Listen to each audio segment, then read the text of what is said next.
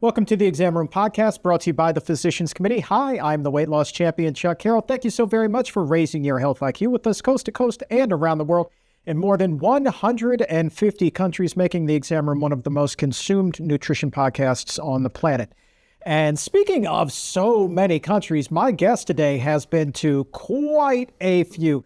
Dr. Ed Ramirez, how many countries have you spoken in? I've spoken in 96 countries. 96 countries. And today we are coming to you from Rochester, Minnesota at the Lifestyle Medicine, Health and Happiness Symposium.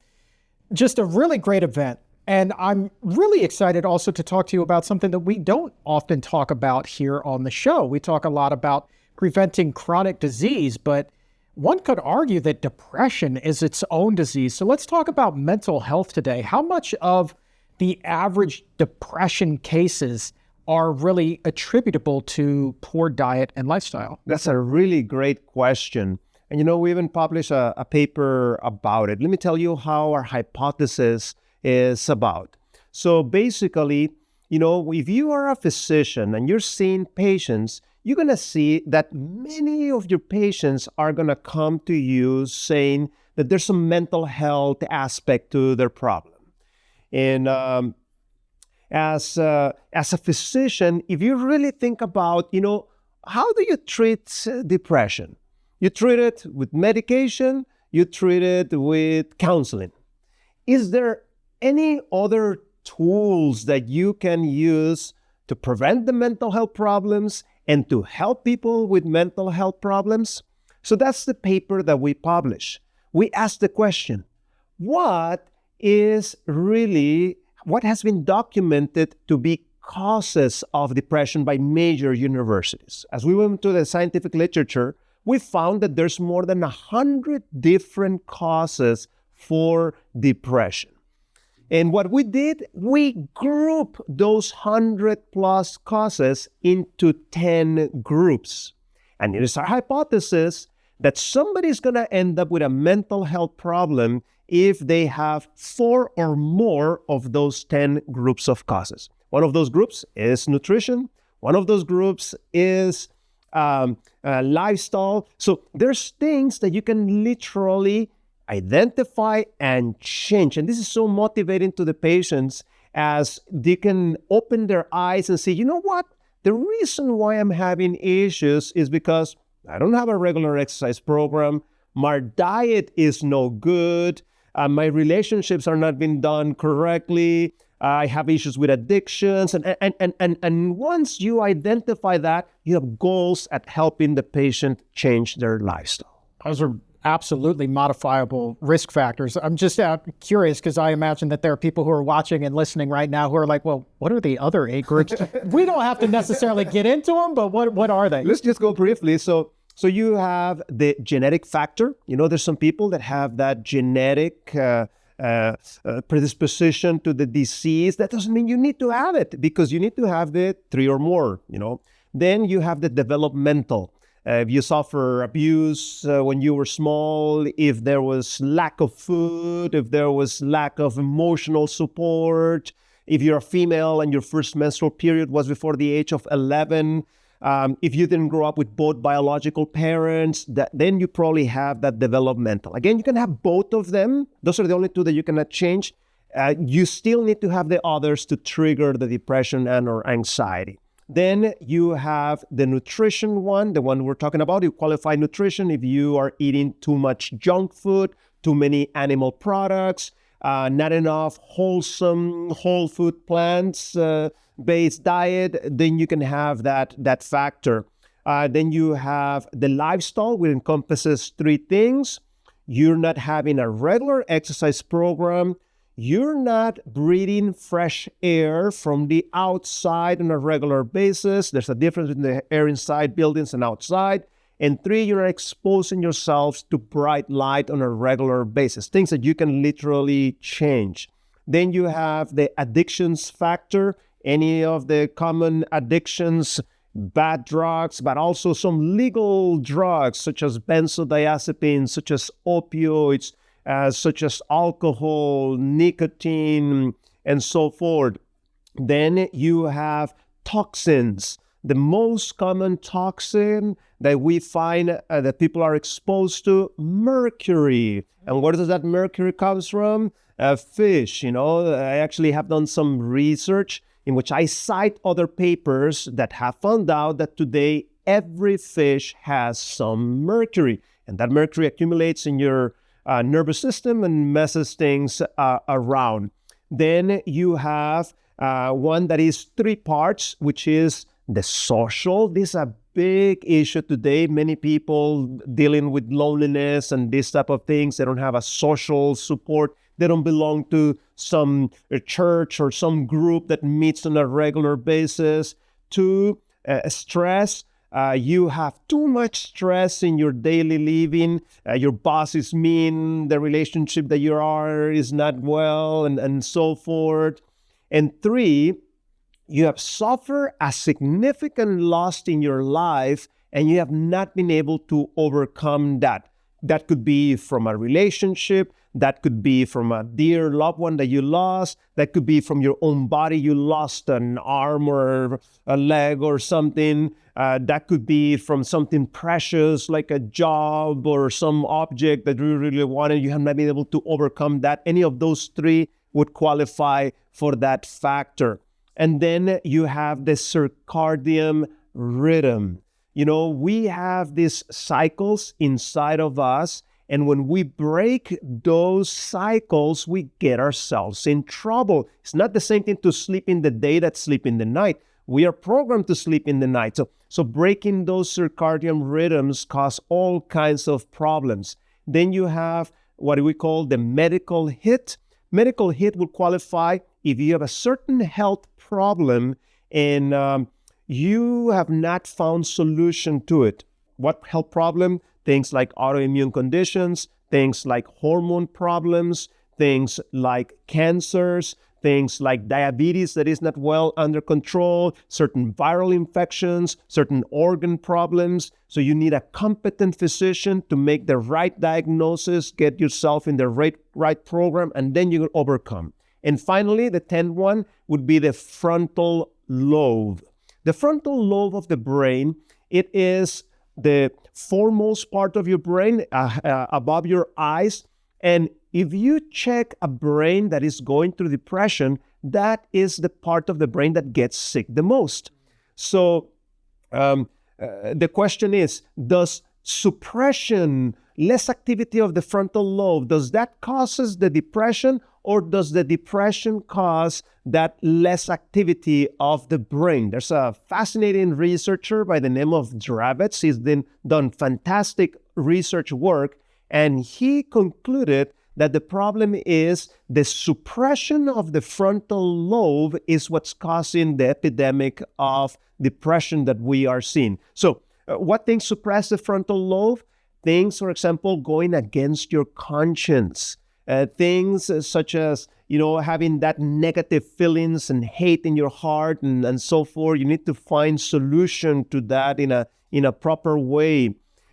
Things such as listening to the wrong type of music can have a negative effect. We use music therapy in our program and so forth. So as you can see, our program bases at trying to identify root causes of the problem and then reversing it. That's fascinating to me, right down to the music and everything. I mean, the brain is just it's a magical place, filled with so much mystery still. Yes. Let me ask you this. So a lot of times when somebody's depressed, they turn to food, but oftentimes it's not the healthy food that you would like, that we're talking about here today. A lot of times, it's going for pizza or going to the drive-thru or ice cream or cake or whatever the case may be. And temporarily, you feel better when you get that. I would imagine that's impacting a different part of the brain than the frontal lobe that you're talking about that's being suppressed, correct? That's such a good, important point that you are making. See, the person may not know biochemistry, the person may not know nutrition, but they know when they go and reach for that chocolate, somehow it makes them feel better. And the reason is the following. See, one of the causes of why you feel depressed is because there's many chemicals, but one of the most important ones in your brain is one by the name of serotonin. And when those levels of serotonin are low, that's when you start feeling all these negative effects of depression. These foods that you just mentioned to our audience are foods, and here's the word, that temporarily increase the serotonin in your brain. But that's a problem that is temporary. So you eat that chocolate, it does make you feel better, but then your pancreas detects there's a bunch of glucose there, shoots a bunch of insulin, your sugar comes down, and what do you need to do? You need a second dose, and this time it's going to be the donut. And then you go through the day in this yo-yo type of effect. You end up actually worse than as how you started. And also, another side effect of this is that these calories accumulate, and then you end up gaining weight, and then you don't feel better because of that. And it's this vicious cycle. And that's why it's the beauty of the whole food plant-based approach. See, our patients, when they come to our program, that's the food we're going to serve to them.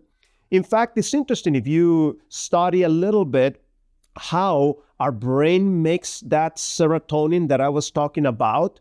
One of the key amino acids that you want to eat is tryptophan. And tryptophan, if you eat that tryptophan from animal sources, there are other amino acids. Amino acids are parts of protein. There are other amino acids that look like tryptophan, but they're not tryptophan. So if you eat that from an animal source, this tryptophan has too much competition. There's other amino acids that looks like that. We have in our brain a protection called the brain barrier, and very few things make it all the way to our brain. So very little tryptophan actually makes it into the brain. And now we're putting competition.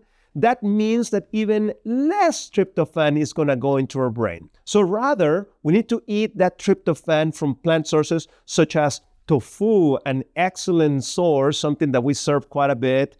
Black-eyed peas, those Southerners make these wonderful dishes on black-eyed peas and so forth. So feed yourself that tryptophan, but from plant sources. That tryptophan will make it into your brain, and now you have the building block to make that serotonin. In fact, that serotonin issue is what explains why people with depression have sleep problems.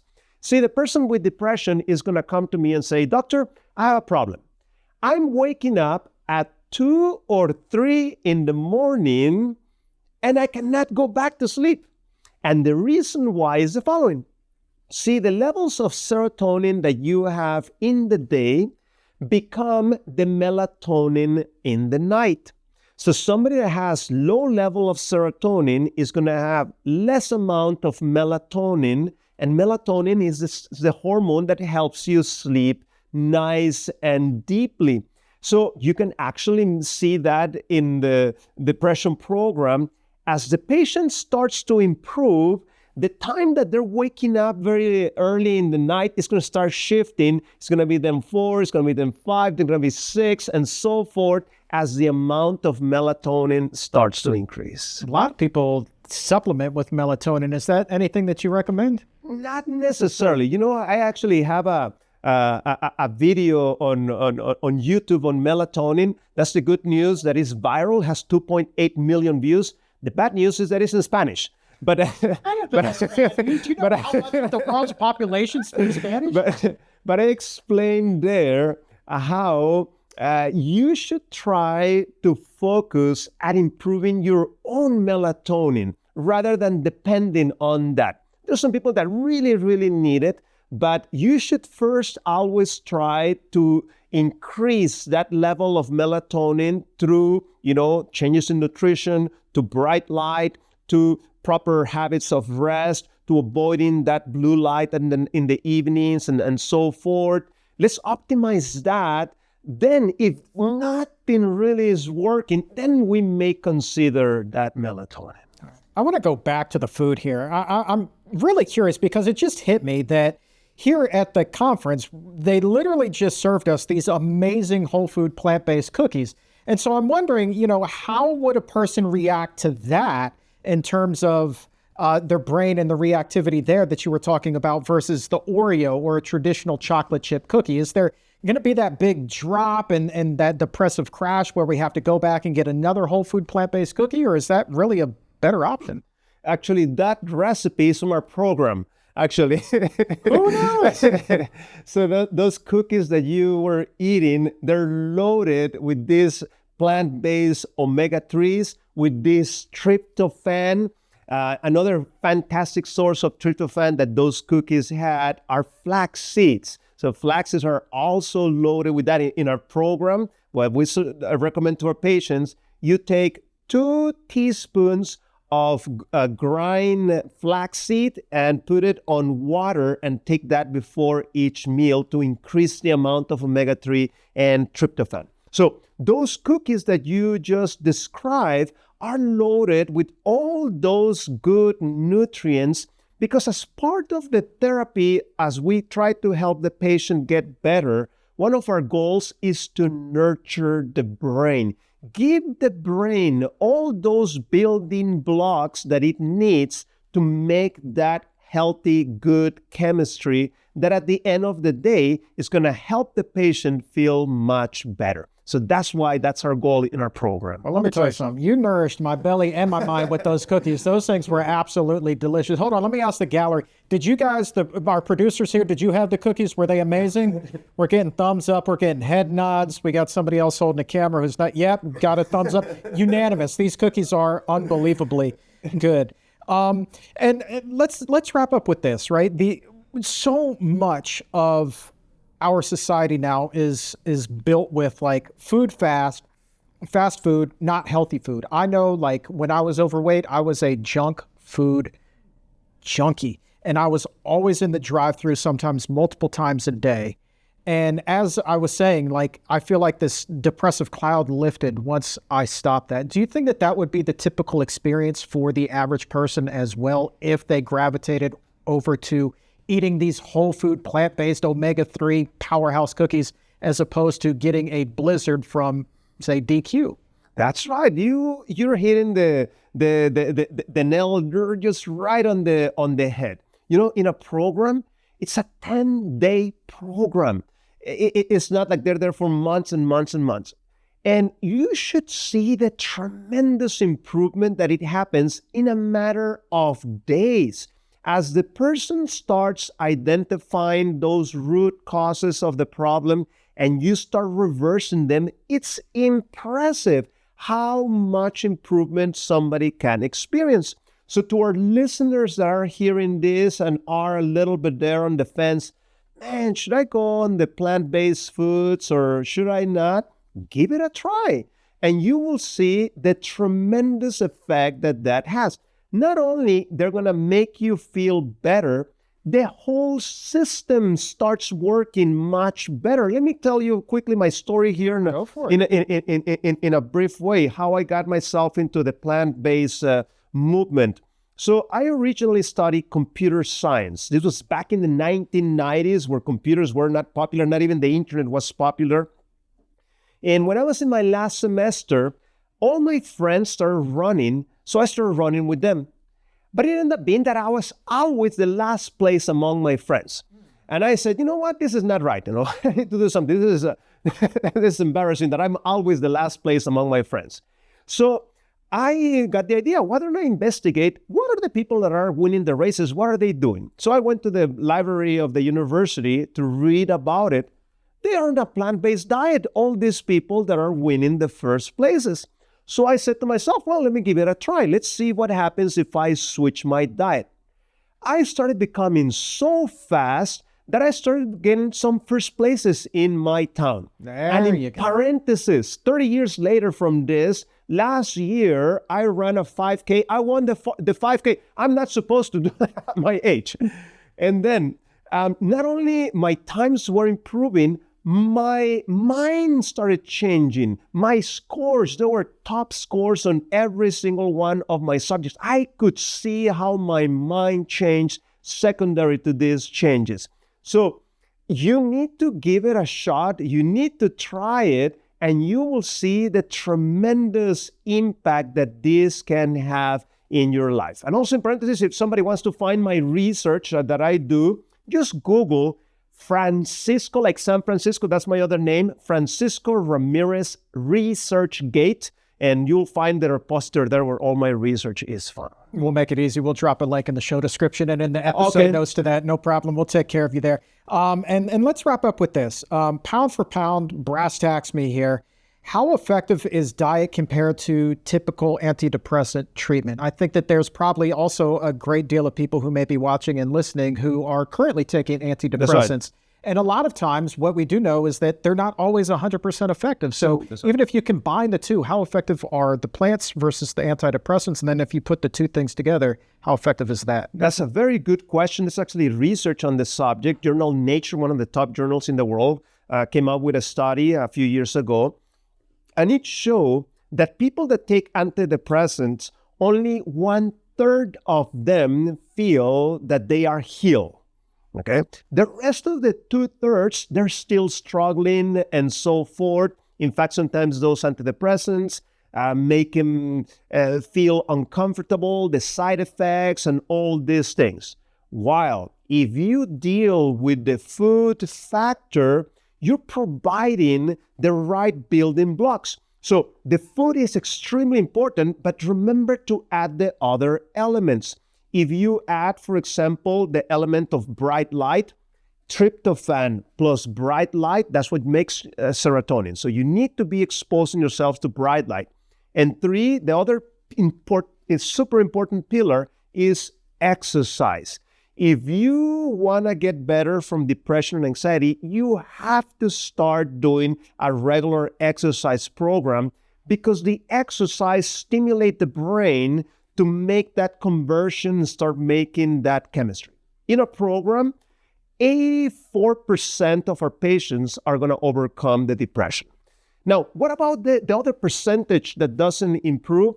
Those are the patients that I call the disobedient patients. So they're coming to the program.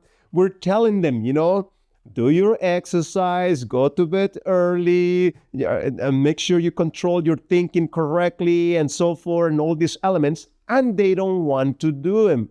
I am very sorry. We don't do magic in our program, Yeah. We tell you the way, but it's up to you to walk on it. So yes, that will be the number I can give you, an 84% response rate to these lifestyle interventions. That's a pretty good rate, my friend.